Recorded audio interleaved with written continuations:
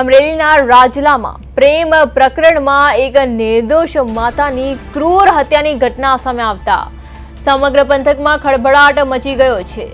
National highway પર પીપાવાવ કોટ ચોકડી નજીક ભાવેશ ભીલ નામના યુવકનું યુવતીના પરિવારજનો દ્વારા કારમાં અપહરણ કરવામાં આવ્યું હતું।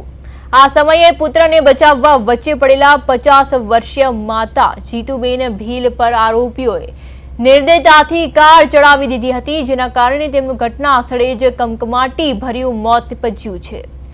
ઘટનાની જાણ થતાં જ મરીન પીપાવાવ પોલીસનો કાફલો ઘટના સ્થળે દોડી આવ્યો હતો। પોલીસે આ મામલે 9 આરોપીઓ વિરુદ્ધ હત્યા અને જાહેરનામા ભંગનો ગુનો નોંધીને તેમને ઝડપી પાડવા માટે અલગ અલગ ટીમો બનાવી તપાસનો ધમધમાટ શરૂ કર્યો છે।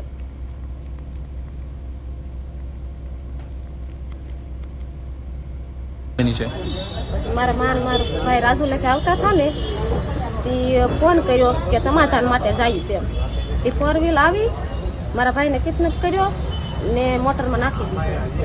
પછી મારા માં આડા પડ્યા ને તે 4 વ્હીલ લોકોએ ચડાવી દીધી।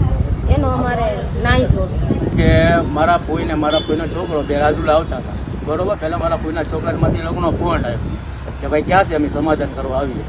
તો કે ભાઈ હું રાજુલા જાઉં। એ રીતે એ લોકો આવ્યા, એક 4 વ્હીલ લઈ તે મારા ફોઈના છોકરાને 4 જણા પકડી ને એ લોકોએ 4 વ્હીલમાં નાખી દીધા। એ મારા ફોઈ આડા પડ્યા, એની માટે જોરથી 4 વ્હીલ ચડાવી એ લોકો રવાના થઈ ગયા। એટલે એમાં એવું થયું કે ના એ લોકોના ગામના સરપંચને બધાને જાણ કરી ને પછી કાર્યવાહી આગળ કરીને એ લોકોને પકડ્યા।